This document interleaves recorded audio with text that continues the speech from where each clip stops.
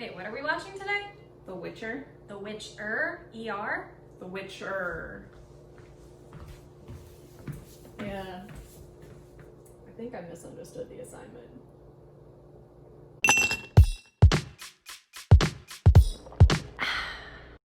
Fixed it. What's up, guys? And welcome to Watch Me Wasted. I don't know what to say for this. I am here. Witcher, hardly know her. I'm Jessica. We've tried really hard. We tried medium. Today we're watching The Witcher Season 1, Episode 1, The End's Beginnings, and to go with it, The White Wolf, which is basically in Manhattan, but with like a little twist on it. So let's make it. To your shaker full of ice, add 2 ounces of your Earl Grey infused whiskey. So what you want to do is pour a little bit of whiskey in a mason jar if you're hipster AF. Put 2 tea bags of Earl Grey tea and a little bit of either actual vanilla stalks, or you can do what I do and do a little bit of vanilla syrup. Let it sit for about an hour or overnight if you're ambitious. Ooh. And I don't need to measure it out because I know how much went in here, baby! Add 1 ounce of sweet vermouth. Ah! Add 2 splashes of aromatic bitters. 1, 2, and 1 splash of orange bitters. 1. Shake it up! Until a nice frost forms on your cocktail shaker. Frosty. The snowman. Thank you. Strain into whatever goblet you have handy, even if that's a margarita glass. Worth of what you got. Exactly. If you have a real goblet, please tag us on Twitter and Instagram with hashtag #MadeMeWasted because I want to see it. Stab you some brandied cherries and an orange for A sneaky snack. a snicky snag. To get you some brandied cherries, if you don't feel like buying some, you can just do what we've done and put some maraschino cherries in some brandy and let them chill for about an hour.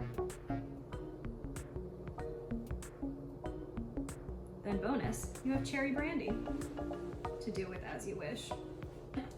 Cheers! Cheers! Cheers.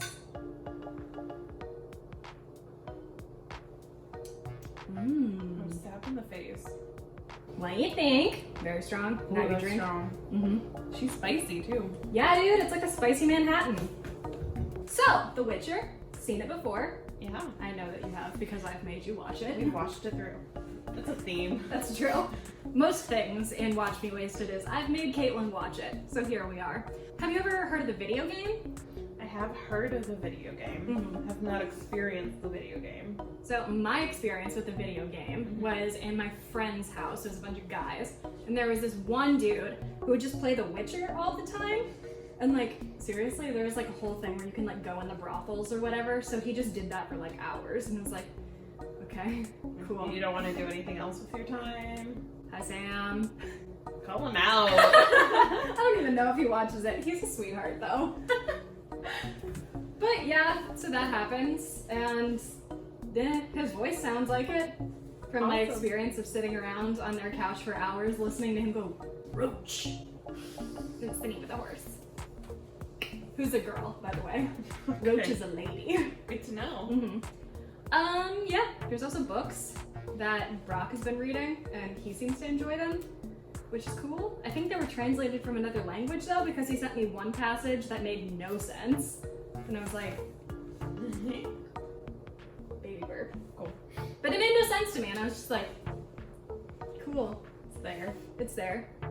Henry Cavill though, what a babe. The show certainly happens, certainly. Sure. Of I course, don't remember shirtlessly. much about the show. True. It's A lot of grunting. yeah.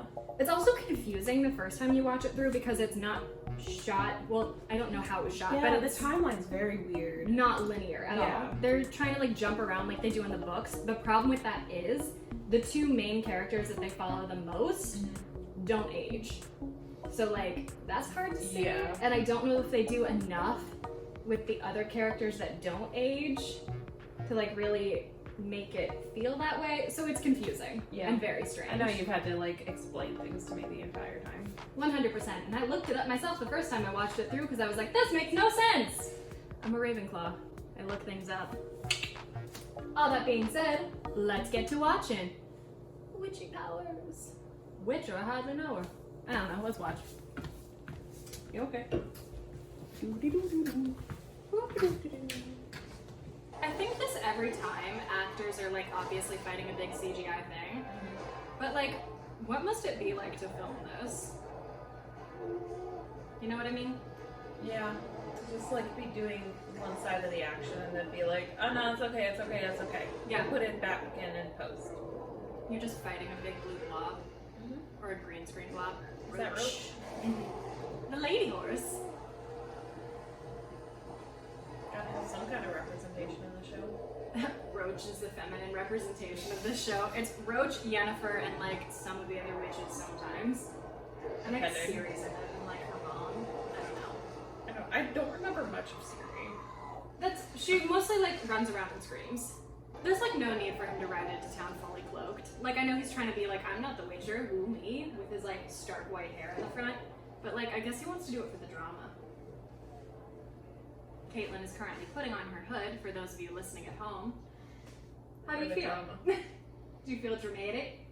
Let me just put out like a few pieces of hair in the front. And just... Hold on, I'm gonna help you be more dramatic. I don't think I need help. I'm very dramatic on my own. There you go. You look dramatic. Thank you. I'll just scowl at everyone like, Please head over to our YouTube channel to see how dramatic Caitlin looks. Ding. do I look dramatic or do I just look stupid? Anyway. I thought we were real like friends, but no, you can't give me a straight up They were answer. roommates. I know, we're just roommates apparently. We're not even friends. Gasp. Get out. Go. On your own. We'll be into the room. That was Really don't like wrong. this drink, huh? I can't hear very well with the hood is the issue. Maybe that's also why he's doing it. Black out the hate. Blocking out the haters. It's quite the wig. Yeah, it's very good. Like, spot the edge. Wait, hold on. I think I actually can. You can see it. Yeah. That's upsetting. Netflix, do better. Unless you want to sponsor us, in which case, good job, Netflix. Would you like to pay for our wigs? Thank you. They almost never fall off, except for when we take them off. Insert montage here. Of us just taking our True. wigs off. But like we love a fun wig and we're not picky with like how good it looks. Like Exactly, as evidenced by the other wigs we've worn in the past. actually, you know what? Netflix, pick us up. This would Absolutely. be a great show for y'all to do. Like Mhm. imagine. Just imagine. We've got something beautiful going on Netflix. We think we can make a deal. Yeah, Jessica, sorry. If you want, you could just sign me and not her.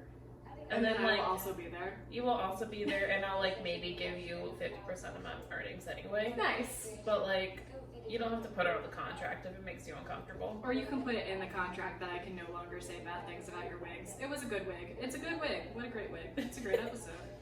Great episode. It's a great wig. They really went all in at this like gray tinge to everything, huh? Yeah. It feels like the movie version of Sweeney Todd, but not as bad. Yes. And also like those wedding photos that you hate. Yes. Because where's the sky? It's This whole just time, where's like the sky? stupid dark aesthetic. It's not cute and it's not romantic. This is also how I know that there were absolutely no female writers. Look at all of the useless naked ladies. For what? For what? And then the clothed men. Exactly. Also, like, fully gonna go there for a second. All naked white ladies. I mean, color hasn't been invented yet. That's why everything here is gray anyway. The Literally straight don't male answer. energy is oozing out of this episode. The straight white male energy. Thank you. Yes, absolutely.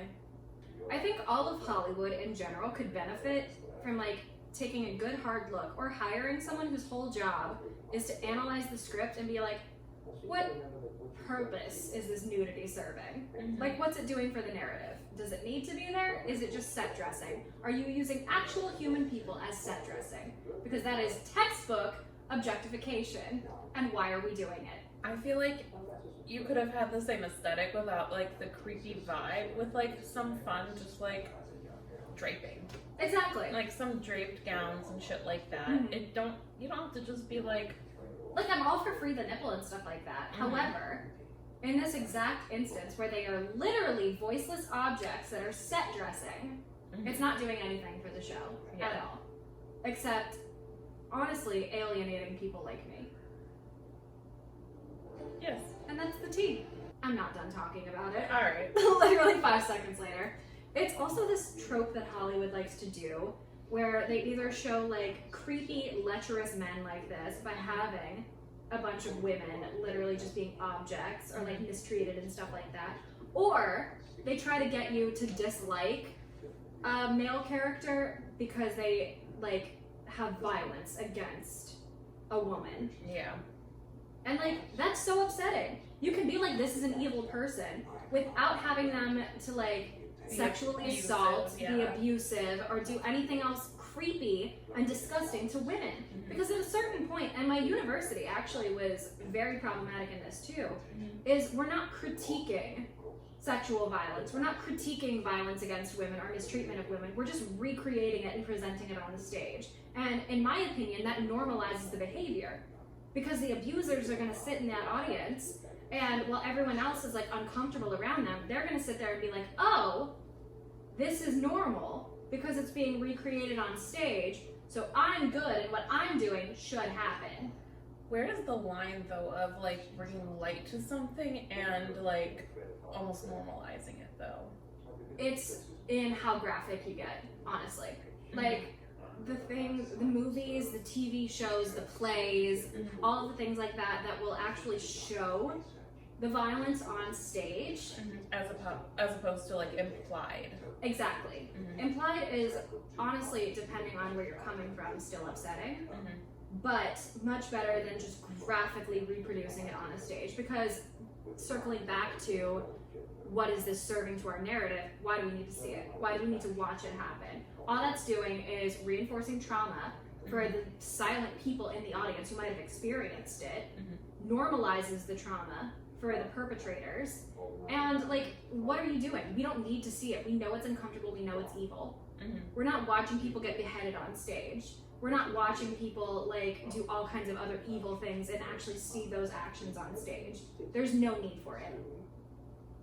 Nice. I think that's very well put. Thank you. Iconic. Your sword close and your enemy is closer. Cross-stitch that on a pillow. Maybe. Please do, and then take a picture and tag us on Twitter, Instagram, or Facebook, because I really want to see that. Kill him, kill him, kill him, kill him, kill him, kill him, kill him now. Oh cool, we're throwing rocks at a witcher. Toss a rock to your witcher, oh valley of plenty. It's not a funny joke. Please kill him. I want him to die. I don't know if he does, but he should. Okay, let's talk about it. So, The Witcher Season 1, Episode 1, The End's Beginnings. Thoughts? You have a lot of feelings. I had a lot of feelings. I'm tired. I'm so tired, and I'm so over it. And it's not to say that The Witcher itself isn't a good show, and I think we touched on that in the podcast, but it has a lot of tropes that make me very tired. And it brought up a lot of feelings, especially in this first episode, that make me very tired. And if you'd like to check out all of those, please head to our podcast in the description below, where we had some very nuanced and, like, I think very important conversations. Yeah. Honestly. It's just, I'm sick of how Hollywood likes to present women and female bodies within shows like this. Yeah. Like, I'm over it, and that's why I personally have chosen to avoid shows like Game of Thrones and stuff like this that are very much in the zeitgeist, but genuinely have a disgusting history of their treatment of women. And I'm over it. I don't need to see it played out again and again. I'm tired of that being the only stories we can tell, and I'm tired of that being all we resort to, that lazy writing to make something serious, we have something terrible happen to women. And I'm over it. And I'd honestly like to call on all writers, all creators and stuff like that, get in there and change this, because I'm over it and we need to do something better. The world deserves something better, and all genders across the spectrum deserve something better than having this tired ass trope of something terribly sexually violent or oppressive happening to women being like the driving force for cisgender white men, or the only thing that women can aspire to in these universes. It's a fantasy world, and I'm f***ing tired of it. With people being like, oh, that's just how it is, that's just how it's written. People are making it up. It's fiction. And because it's fiction, someone is deciding that that's the story that gets to get told. So, don't make that decision. Change it and be better. At all of Hollywood, be better. And that's my rant. Do you have anything to add to this? I like the snickety snack today. The snickety snack was very good. Yeah, thank you for giving me more. You're welcome. You had all the snickety snacks except for like, I had Wayward Cherry, which was very good. I personally enjoy this drink.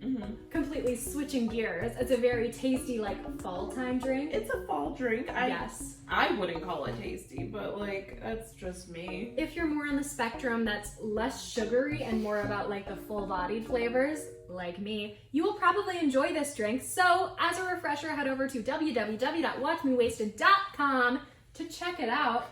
I think this drink could actually serve from like being served out of a real goblet. Oh yeah. So if you have real goblets, please make this drink, put it in one, and tag us on Twitter and Instagram with the hashtag MadeMeWasted so I can see those goblets. Follow us while you're there. Follow us on Facebook. And most importantly, follow us here because we do have a 1,000 subscriber giveaway. So tell your friends about it because that's going to be just so fun.